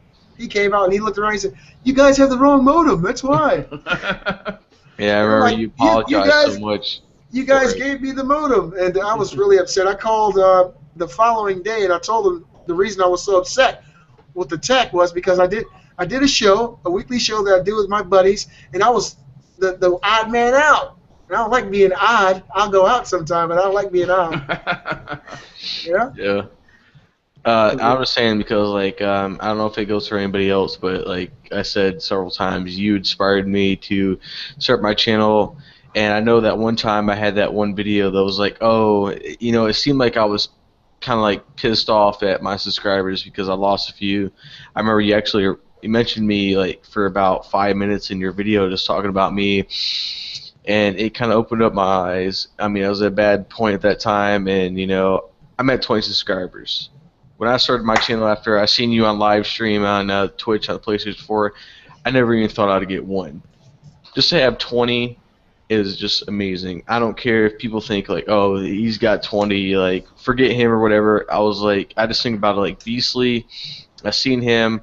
I just asked him to check out my channel. He's like, yeah, you and your wife both checked me out. You know, I'm so grateful for that. You know, you guys just inspired me, just kept me going. Beasley's always been there to support me. I mean, I love you, man. I really don't know you personally other than over, you know, the webcam. But, like, honestly, man, you just inspired me so much just to keep going.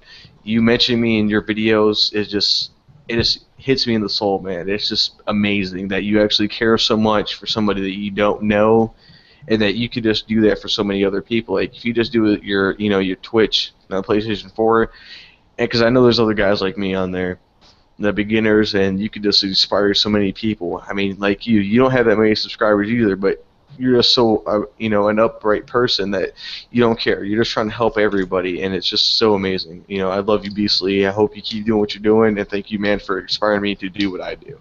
Wow, man, you're gonna make me cry up here. Hell yeah, man. I ain't gonna cry though. Listen, I'm gonna tell you like this. What you say? I love you too, man. God, I love all you guys. Marco, you guys are all BriarRabbit. You are I'm COD-made player, and you're my Beastly gamer. You know, who would we be if we couldn't lean on each other from time to time, guys? What kind of world we live in if we didn't have someone to be there for us in our times of need? You know, I'm not a big YouTuber. I love doing what I do, and I try to be a positive person. And if ever anybody needs anything, that touched my heart, COD-Made. It makes me feel like I did my duty. I did the best that I could, and it meant something. So thank you so much for allowing me to, affect you in a positive way. Well, no Thank problem, you. man. Like, I did a live stream not too long ago. I know you didn't catch it or anything, but, I tried to do it. It was funny because I had, 90 subscribers. Well, not subscribers, viewers on the PlayStation Network. And they were all just, talking that trash or whatever. It just made me feel crap about my channel because they're actually checking out my channel. My views went up so much in my, for my video uploads. And at that time, it was just like, oh my God, you're like, yeah, I guess I do post crappy quality. I'm not good. I'm boring, whatever. And then you posted that video, and it was like, you know what? Forget them. Do what I do. Keep on what I do, and then maybe I'll become something. And for like I said, I only have 20 subscribers, but maybe I'll get there eventually. And I know my quality's not crap. I view it on a daily basis. I know it's just like everybody else's. Yeah. I don't know what it is. I'll get there eventually. Maybe I need to change my titles of how I post things. But it was just that day I was like, I'm going to try it. I'm going to try to live stream for everybody. And I just got so much hate. It just made me feel bad inside. I was like, oh my God, like, holy crap, I'm really that bad. Let me tell you something. Any attention or any publicity is good publicity. Don't ever forget that. That's true. If people are talking smack, then you say, well, fuck you, check out my channel, and I say it again. They're like, really? Well, fuck you then. Hey, did you watch the ad before you told me to fuck off? Yeah. The thing is, if you're not talked about, you're not thought about. And no one person on earth is going to attract everybody. Nope. You can't. What you have to do is attract who you can. There's nothing wrong with change. Sometimes it's really hard to change because we become complacent. We're so used to doing the same thing all the time.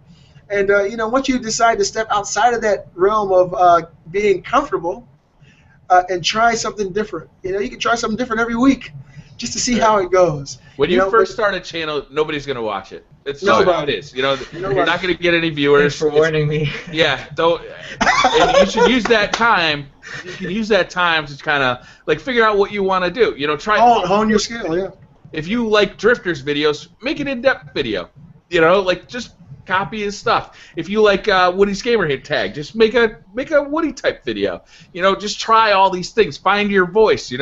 This is the kind of thing that I like to do. I didn't like doing this too much. Maybe doing like a Drifter type video. It was too much research, and you didn't like reading from a script, but you really like talking from your heart. You like doing something like maybe what Thunder 402 likes to do, you can try all sorts of different things, and eventually you kind of find your voice. And once you start finding your voice, you also start finding people who like that voice. Yeah, they agree with that voice. Yeah, and then I heard Boogie2988. You guys know Boogie? Yeah. He's a huge YouTuber. He once said that making videos is like putting Dixie cups out to catch rain, right? It's like if you only have 40 Dixie cups out there catching rain, you're not gonna catch much rain. But once you have 1,000 Dixie cups out there, you're gonna catch a lot of rain, and that's just how videos are with catching views. when you have 20 videos out, you know, you're just not going to get that many views because you don't have this like net that's catching all these people. Once you have 100, you catch a little more. Once you have 200, you catch a little more. Once you have 1,000, and that's more than I have. Is you just start catching more and more views. People start finding you, but right at the beginning, it's almost no stakes at that point, right? It's like, who cares what people say because you don't even know what you want to do yet. You know, you're just finding yourself. You're finding what you want to be and what you want to say, and it's like it's low stakes. So I think that everybody here is actually really good. Everybody's been, you know, what attracted me to Beastly Gamer right at the beginning was his positivity. Same deal with Marco. I saw him in the comments all the time, positivity, and just, you know, I just enjoy that kind of thing. When I choose to be around people, I choose to be around people like that, you know. And same with you, Cod. Is like, you know, you come on here, you're a productive member of the show, and you're positive. You don't get down on things, and that's what the internet can do to you, right? Is it gets, you know, people can start yelling at you and telling you you're no good. Well, screw those guys. You know, they're telling you you're no good by commenting on a video. They're not creating anything. They're not. You know, they're not doing anything. So what valid opinion is that? It's not even worth. As soon as I see comments like that, those people are blocked. I don't never want to hear from them again. Yeah, well, like you and Beastly Gamer, like you guys really inspired me. Like I'm so glad you guys invited me to be on this show. You know, it's really opened it up to me being a commentator because you know that's the main thing about being a YouTuber. When you're doing your videos, you got to be a really good commentator. You got to be right there to the punch. And actually, since I've been YouTubing with you guys doing the live stream and everything, I've gained about 10 subscribers. So, you know, I've actually feel like I've gained something from, you know, meeting you guys, seeing you guys on here, and I love doing this show with you guys because when you guys click, you guys are the most amazing, funny guys ever. Like I said in my video earlier today, you know, I was talking about us doing the stream, and I was like, you know, it's just not a group of guys being around or a camera being bored. It's about all of us getting together, laughing, having a good time, talking about what's going on in the gaming community, having a good experience about it, everybody knowing what's going on together and just not being bored about it. You know, we're not in school. We're not being those zombies, you know, that you see behind the desk just talking their heads off with nothing behind it. You know, we have that love. We have that emotion. We have everything behind it that we need to prove ourselves that we're the actual gamers. We're where we need to be, where we want to be, and that's where we want to stay.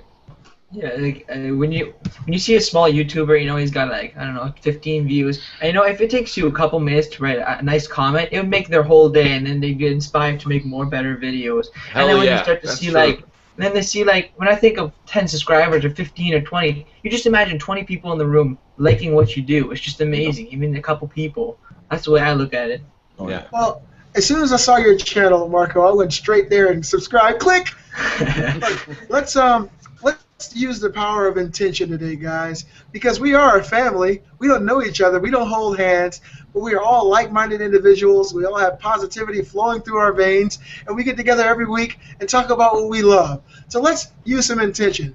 I want to see how many of our viewers today will go around and subscribe to the other guy. You know, it only takes a second out of your day. Let's see if anyone's willing to do that to make someone's day. Now, I'm going to let you guys know, I'm at 199 subscribers, baby. I just unsubbed. You're 198. Damn it. Oh no, we lost him. I'm at 199, and it really makes my day to actually have that amount of people who are enjoying my content and leaving positive feedback and just being there. Like, Marco, you were there when I had 15 subscribers. You were there. I mean, that was my story. And I didn't think that anyone even cared. At first, I didn't have my Elgato. I didn't have any good sound audio. If you guys look back at my Beyond Two Souls footage, I just put my Sony Handycam in front of the TV, hit the record, and started talking behind the camera. Yeah. But that was me giving all I had, you know? And Yeah. But over time, that positivity, that reaching out from the subs, hey, look, patting you on your shoulder, keep up the good work. It turns into something. It resonates with you, and it pushes you to do the best you can. And so Yeah. I'm going to keep going. I love doing this. You know, BriarRabbit, you're the man. You know, you inspire me, and I actually did what you said, BriarRabbit. I took aspects of a few of the YouTubers that I watched. I took I took Woody's gamer tag. I love when he does Mail Monday. I love it. I love when he talks about, he interacts with his subscribers. And yeah, so, that's one of the saddest stories on the internet to me right now, is the fact that he doesn't make any videos anymore. What do you mean? He stopped making videos. The only videos he ever makes anymore, he does live streaming on Twitch, but he doesn't make videos anymore. He uploads Painkiller Already once a week. Painkiller Already, yeah. Yeah, and that's about it. Yeah, he just got sick of the hate, I think. But he had a million subscribers, over 1 million. Yeah. Wow. Well, I guess he did well enough then. Jeez, I would have stopped. You can keep hating me, but well, that's I don't know. I've never been in his position, so I can't really relate. I'm lucky that my channel seems. Like, I'm sorry. On my channel, it's like I get all this love and support, but you go look at bigger YouTube channels, and it's a different thing. It's a lot more people who don't really like the content they're seeing, and they complain vigorously about it. And when you see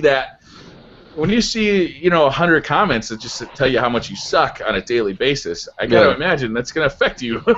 Well, let me talk a little bit on this. I think I may know why, or I know maybe a part of what happened here. When I first stumbled across Woody's gamer tag, he was doing nothing but Call of Duty, and it was epic, amazing footage. I loved it.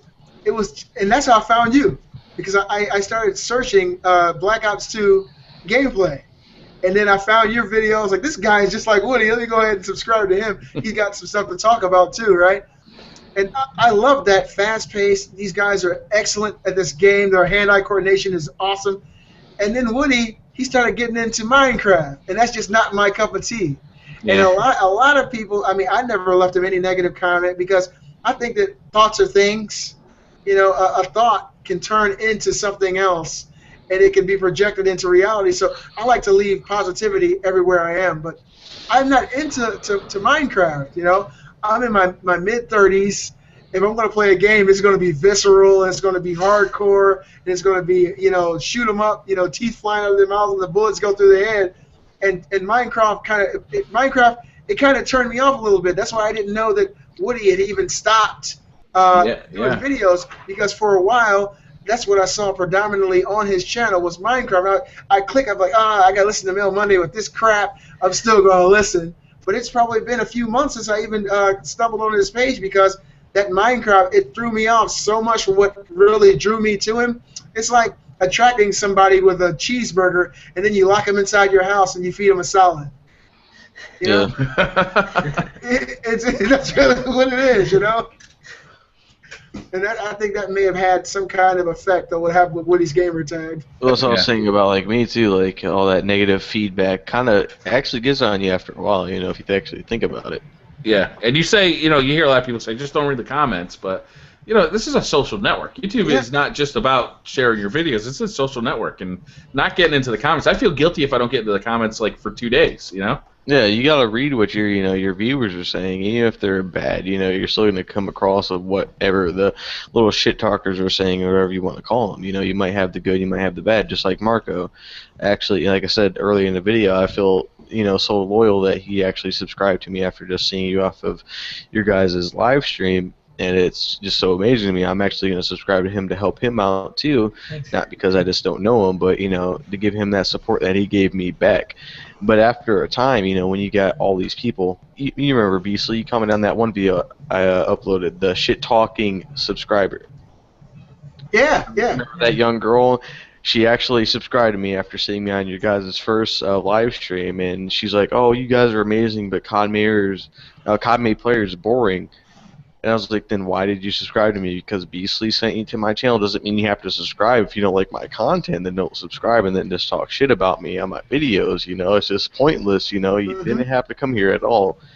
I just thought it was really weird, and it just really got to me, and it just kind of ticked me off a little bit. I didn't really make a bad video. I was just kind of proving the point there that why did you come here just because someone else sent you? If you like my content, then you subscribe. If you don't, then don't even bother. Let me put something in perspective. This will apply to everybody. When you're dealing with people, always remember any interaction with another human being is always a thing of control. And what I mean by that is, if a person can say something to you, type you a message, it's nothing but hate. You fucking suck. You got killed more times than you killed anybody. I'll never watch your video again. Go kill yourself. Your mother's a whore. You know, they're going off on you, telling you all this crap. And then you later on, you're really affected by that. You're like, oh, wow, these people are really negative and mean assholes. You know, and then that person later on that day has completely forgot about you. Oh, yeah, and you're still stewing on it. They've affected you. You cannot let people affect you.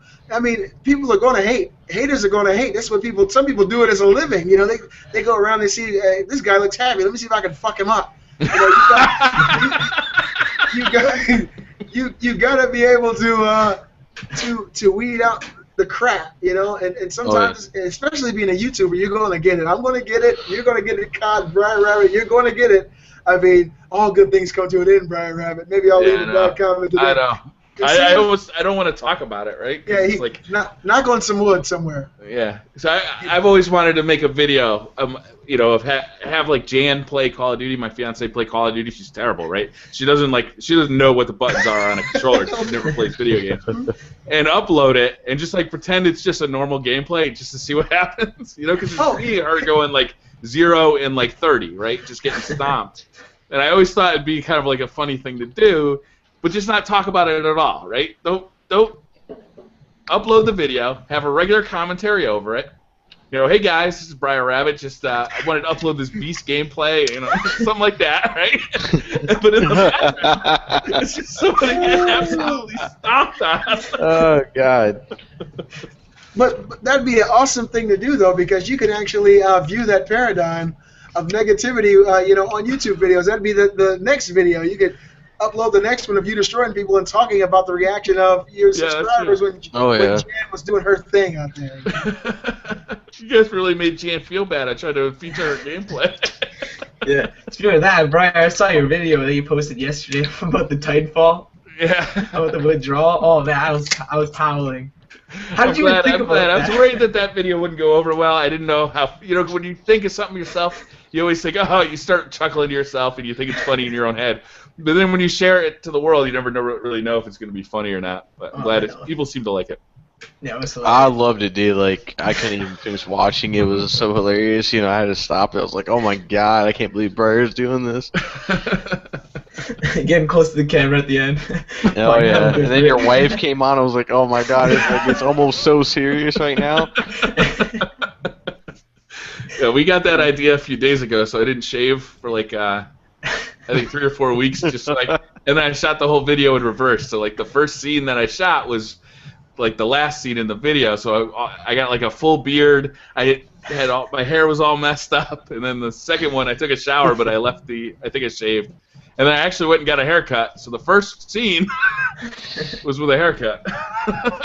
Damn it! I have not seen this video. I feel I'm the odd man out again. I was getting furniture all day yesterday. Damn it! I gotta check this out. This sounds incredibly fun. So. Yeah, it was a fun one. Me and Jan were having a good time shooting it. Did you guys see the game? Watching it, like, oh my God. So does Jan? I'm sorry. Go ahead. No, go ahead. I said go ahead, boy. I was gonna change topics for a second, so you can go ahead. All right. Did you guys see about Thief that's coming out on February 25th? Yeah. Yeah, I know it's coming out, but I don't know much about it. Have you heard anything as far as quality goes? It looks incredible, bro. Yeah. Yeah, it's gonna be 900p on Xbox and 1080p on PS4. That's what they were talking about. Okay. So the game is going to be, what I heard is it is compared to like Deus Ex, where you'll be able to play it in 2 different ways. You can play it like action, or you can sneak around. You have that opportunity, though. Is that true? Yeah. That's what I heard too, but kind of reminds me of Assassin's Creed. You guys see the trailer? Right? No, I didn't. The Thief. It just as soon as I see it, I've been seeing people play the beta. You see it? Yeah, I've been seeing people play the beta on Twitch live stream, and it's been amazing. Yeah, it looks good. Pretty good. Yeah. Because I just finished up Tomb Raider, so I'm ready for a new game. I got a question though. Okay, I was watching a video on Broken Games HD's channel, and he was talking about the fact that Microsoft now is omitting the resolution on the back of their games, like the 1080p, 720p, really 900p. Yeah, really? They're moving in that direction where they don't want people to know what their resolution is. And it's because they know PS4 is dominating them right now. They have got to. I mean, seriously, guys. They have got to do something to bridge this gap. Now, I don't think the hardware will ever, be as good as the PS4 unless they completely rebuild or change out, particular parts of the actual console. But well, everybody knows when like PS4 and Xbox, there's always that next gen kind of in a way where they fix their defaults and the bugs and they make the system look more attractive.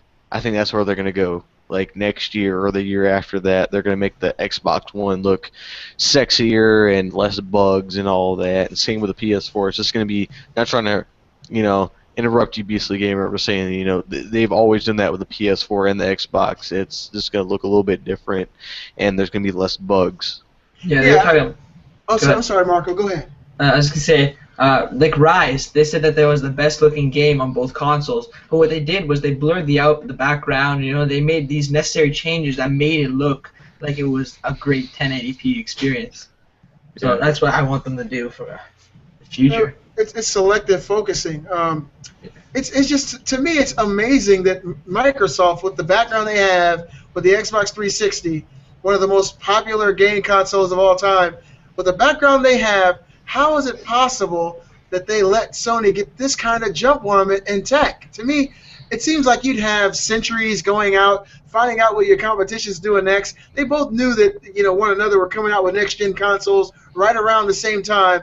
It seems for me hard to believe that a company like Microsoft would let Sony completely dominate as far as hardware to the point where every multi-plat is infinitely better on the PS4. Now, some of them you might not be able to tell as easily, but when you're talking about 30 frames per second versus 60 frames or 720 versus 1080, some of these games is going to be pretty noticeable. And it's just amazing to me, in general, that they let this kind of jump take place. I'm totally astounded. It mind boggles me that Microsoft actually let that happen. Yeah, that is surprising. I mean, they have such a huge history, with the Xbox 360, especially with the tech of the 360, how easy it was to develop the games for the console. They had this shit on lock, basically. I just don't think it matters that much, though. It makes for headlines, but when you get your Xbox One game home and you're playing it, it looks awesome. Like, what do you care what the PlayStation 4 version looks like? I don't think it matters that much. They're both really powerful consoles. I think that Microsoft may have focused on kind of making this more of a media experience than what core gamers really want. But when they're selling this thing to, mom and pop, they don't care. They're going to bring it home. Little Johnny's going to be happy with the games he's got. He's going to be happy with Titanfall. He's going to be happy with Call of Duty Ghosts. He's going to be happy with Need for Speed Rivals. Dead Rising 3. Like, I just don't think it matters. I think this kind of comparison between the two consoles really only matters to us. Next gen. Everybody was ready for the best quality they could get, best resolution that they can get from the last gen. If PS4 is already up here and Xbox One is still down here, Xbox One is still at Xbox 360 level. What is the point of buying an next gen console if they're still at the level that Xbox 360 was at? There's no point of spending that $500 just to boost up to the same level that they're already at. That's what people are looking at. It's still a multi, entertainment center, but still, most of the people that bought the Xbox were for the gaming. They don't want something that's a multi-entertainment. They want that gaming level. They don't want that low-level resolution when you can just go over to the PlayStation 4 and get that high resolution that you're already at for completely gaming. But you can still get Blu-ray, you can still get Netflix, you can still get Hulu Plus, you can still get all that. It's just not Windows 8 compatible. There's no point for it. PlayStation 4 is still basically a multimedia entertainment center. It just doesn't have the same setup as the Xbox One has. So that's where they mess themselves up at. Look, now I gotta say there's two PS4 guys and two Xbox One guys. What he said. No, let me clarify what I mean, because BriarRabbit, I do totally agree to a point with what you're saying. When it comes down to the games, when the consumer gets home and they open up, they're playing Rise, they're playing Forza, they're playing Dead Rising 3. They're playing these games. Of course, they're going to look great.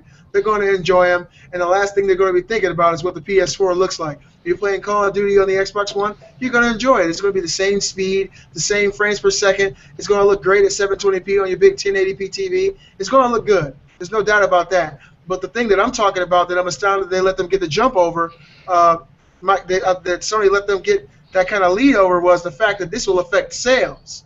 When you're deciding which console to buy with this kind of information, that all the multi-plats are going to perform better on this one, that it's going to cost less. Yeah. Well, if you have both, if you're lucky enough to have both, then you buy the one that has the better version of the game. If you don't have both, you still get the same game. Maybe this happened with the 360 and the PS3 too. The PS3 was a far more powerful console. Same with the PS2 and the original Xbox. The original Xbox was a far more powerful console than the PS2.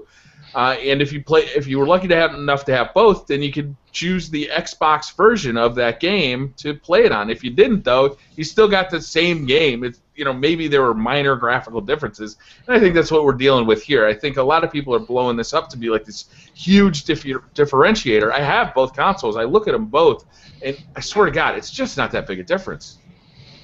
Well, when I get my Xbox One, we're going to have this discussion again. Okay. Yeah, because I was playing Titanfall beta, and that game looks amazing, and even still in beta, it's actually ridiculous how good it looks. It looks like a next-gen game. When the control, it's just. Well, I see. This is why we do this show, so we can see both differences for every console, and just let everybody know that it's not different, or let's express our opinions and how we feel about the games, and this is what's going on. It's not too big of a difference. These little console wars are basically ridiculous in whatever way, even though one's a little bit more expensive than the other, that whatever the NSA is monitoring your house or whatever. It's just complete nonsense. If you're okay with the Xbox One, then buy the Xbox One. If you're okay with the PS4, then buy the PS4. This is why we're all here. Hey, you can't omit the Wii U.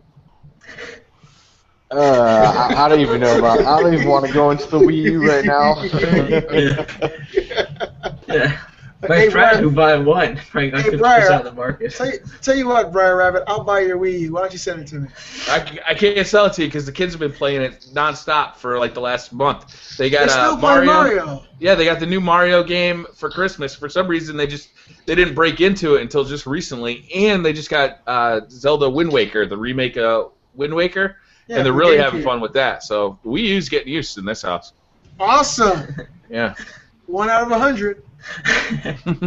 Yeah, I played on the Wii U. My friend has a Wii U. It's just not the same. And like the graphic-wise, yeah, it looks like an Xbox 360 or like PS3's graphics, but it's not the same as in like the social media. It's not like a very friendly interface kind of. Yeah. Have you guys seen the UI? The UI? No, yeah. I haven't. Yeah, it's weird. I hear it's really hard to add friends and all this stuff. Really? Yeah, you gotta have like a code and.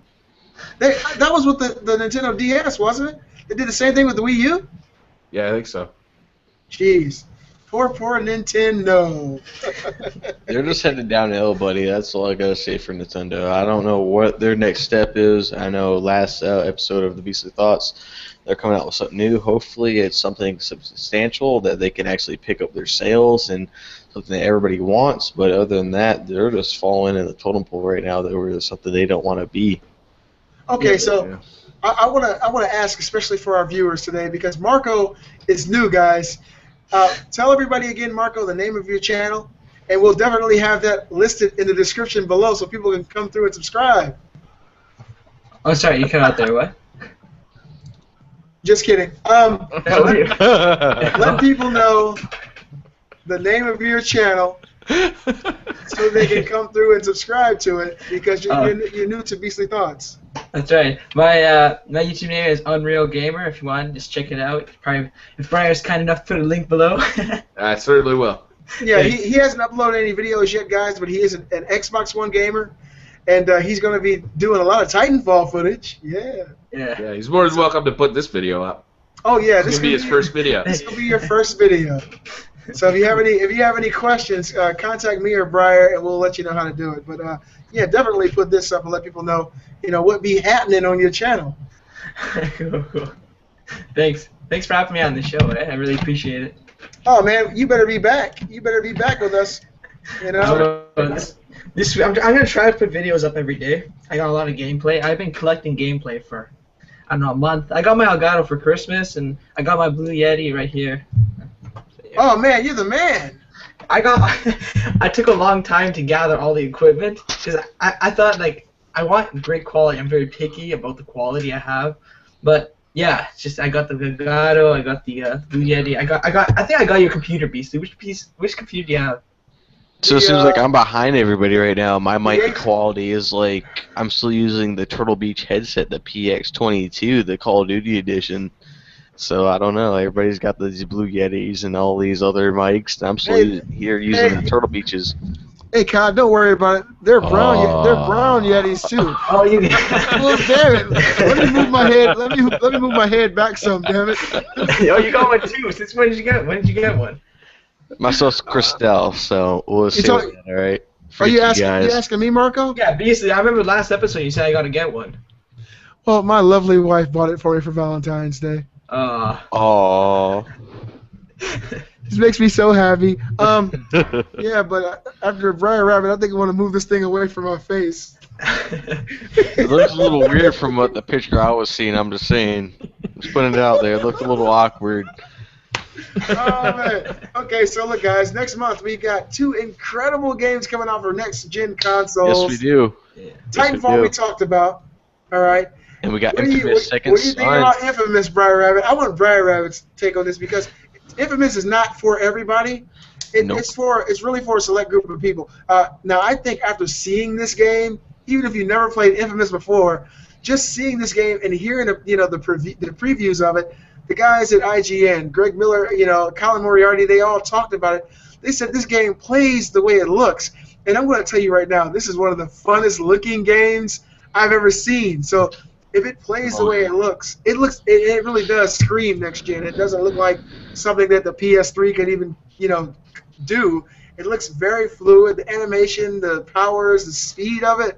I'm super stoked about this game, and I swear I'm going to play the hell out of it next month. Is this something you're looking forward to, Briar, or are you going to wait and see how it goes? I'm definitely. It's not.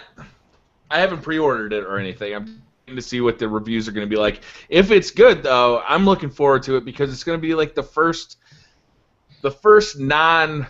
Let's say, how do I say this? It's the first big PS4 exclusive kind of like a next-gen exclusive title that I can really name. Most of the games that came out at launch were, cross-gen, like they were Xbox 360 games and Xbox One games and PS3 and PS4. So this one, if I'm right, I think this one was developed solely for the PS4. There is no PS3 version, right? Yeah, it's just like Killzone and Shadowfall. Yeah, so that's really exciting to me because it's not a launch game. So hopefully they took a little more time. Hopefully it's going to be like a real showpiece for what the next gen can do, just like Titanfall is. It looks like it. I mean, I'm really excited about it. I'm going to be playing Titanfall on my PC. And back to your question, Marco, I have a HP Envy. I think I have the same one. Does it have the Beats audio in the top left corner? Yeah. Is your touchpad the one with 2 clicks on the bottom or just the one big pad? One big pad. Yeah, we got the same computer. You're the man! Damn, Marco, you are the man. It's a really nice computer, huh? Tell them. I really like it. It runs really good on anything like Battlefield and all those kind of FPS games. Yeah, I love this PC. I mean, I came from having I can't even call it a PC. You might as well say it was a trackpad with a screen super glued to the top of it. But this thing is really awesome. Yeah, crap top. I just say shit top. That thing was terrible. Marco, what are you gonna be posting? What games are you playing? I like to. Right now I'm playing TF2, Team Fortress 2. Yep. I'm gonna get into Call of Duty Ghosts back. I haven't played. I bet you in about 3 weeks. I just never got into it. Once Titanfall came out, I got some Titanfall gameplay. I'm gonna get to some Call of Duty World of War Zombies, the custom maps. I want to check that out. I'm interested in that. I never knew that existed. I want to see that. It's really good. Yep. Yeah, you have to get World at War though for PC only. Yeah. Okay. I don't have a PC. It's a bad game. You can download a PC on that Mac you got over there. That's true. I do have Windows loaded on the PC, or on the Mac, but Boot camp. yeah. It's pretty slick. Yeah. That's what I And got. what about you, COD Made? We know who made you. COD made you, so we know that you're doing Ghosts. What are you going to be playing over the next week?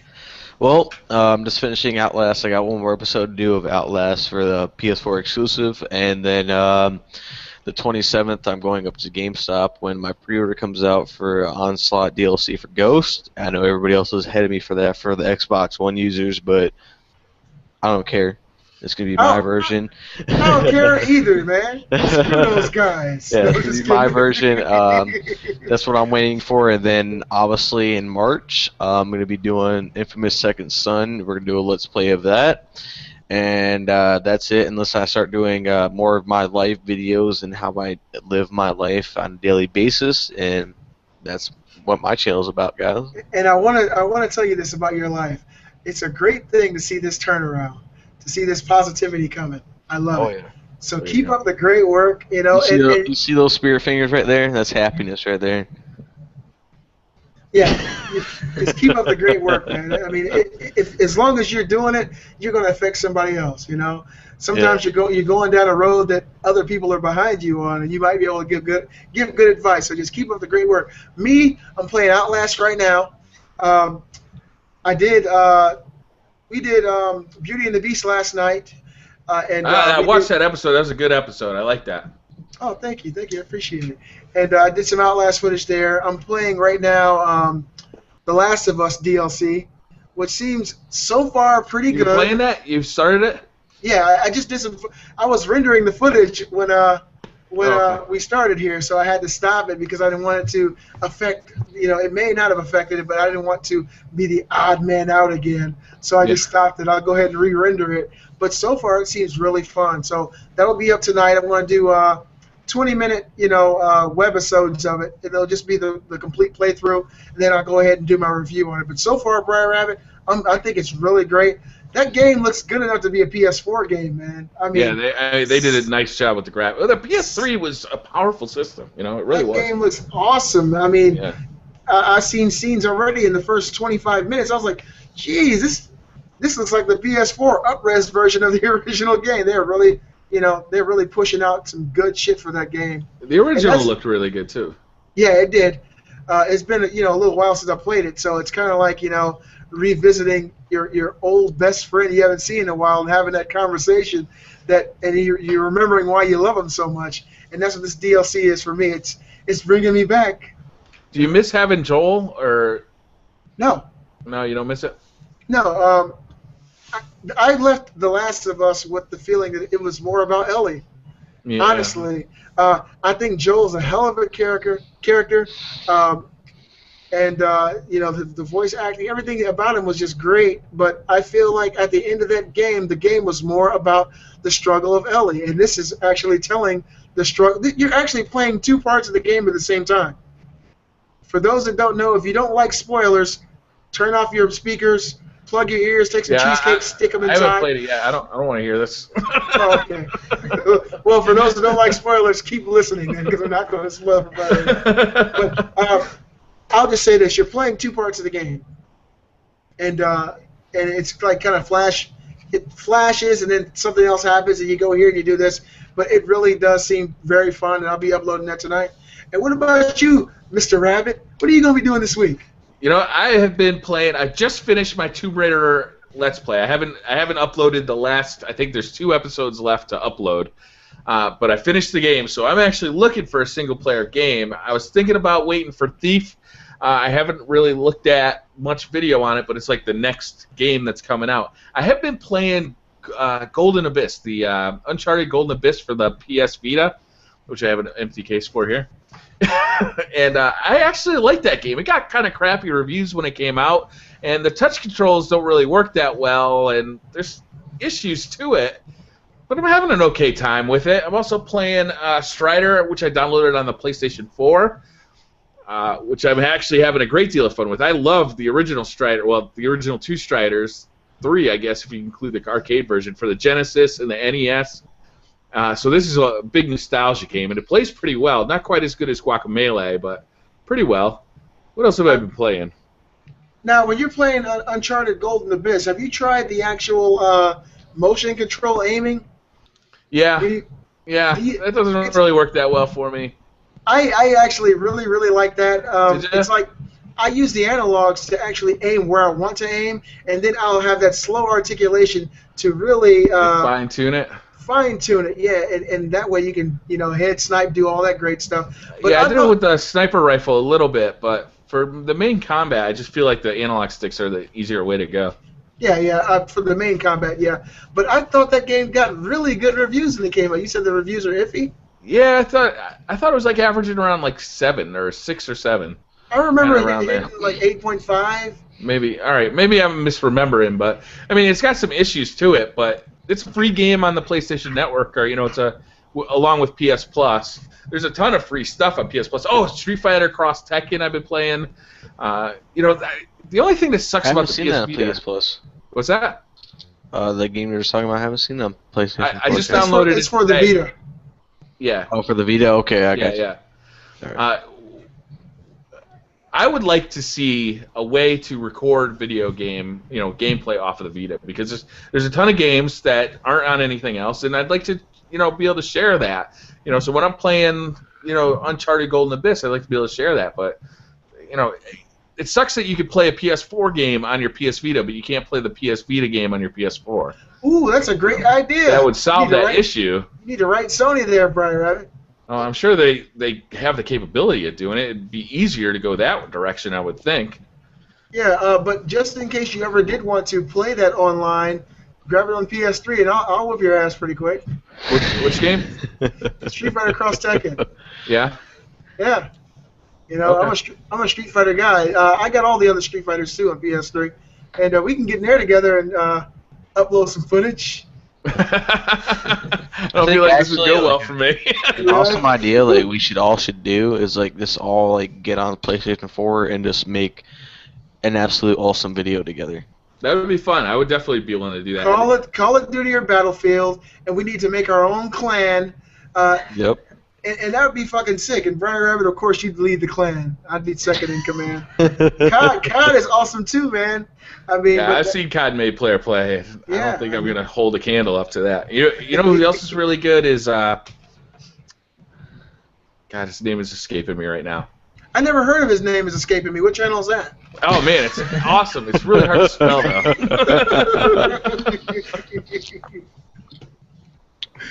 I think we get all a lot of videos on that if we all grouped up and we just did something awesome, like Clan War or something, and we just all freaking joined up and we just whooped ass. And we definitely would. This is the thing, guys. You see YouTube families like people like Hard 8 Times, Broken Games, Shokio, Benos Gaming. These guys, they're like a YouTube family. They actually stick together. They do things together, and this is us. And we're starting off, and I think the more things we do, the better. And all our subscribers and our viewers, they're along with us for this ride. This shit is sick. Oh, yeah. I love it. I'm always smiling. Sometimes I think my cheeks are super glued. Yeah. I go downstairs, after we record this show every week, I go downstairs and I talk about all the stuff we just talked about for 2 hours. Oh, yeah, we had so much fun doing the podcast. And see, Kate, check it out. Kate, she's watching, right? She always watches back there from her Apple. She comes out and tells me about, you should have said this, you should have said that. I said, well, why don't you get on Yeah, why don't you get on and I'm trying to get her to come on, but, Kate's extremely shy. Yeah. But I think it'd be nice to have her on, because she's a rare occurrence. She's a gamer girl, and she's not a scrub. Like, if she's playing Call of Duty, she destroys people. And she talks shit. She can play Tekken, And I think one of these days I'm going to sweet talk her and get her ass on here with us. Yeah, you're so good, Kate. Prove it. Come on out. Prove it. Prove it. Ooh. Dog life. Wow. All right. All right, should we wrap it up, guys? Let me see, where we at? We had a 2-hour show, man. Yeah, I think I had a hell of a time. Yeah, every week is good. That's all I got, unless you gentlemen have anything else. Check out COD Player, like, comment, and subscribe. That's right. All right. And Marco? Oh, check out Unreal Gamer, YouTube/Unreal Gamer. Subscribe. Yeah, definitely, guys. And you guys already know who I am and who the rabbit is. BC Gamer, BriarRabbit. You're here for a reason. Go ahead, click, and keep on breezing.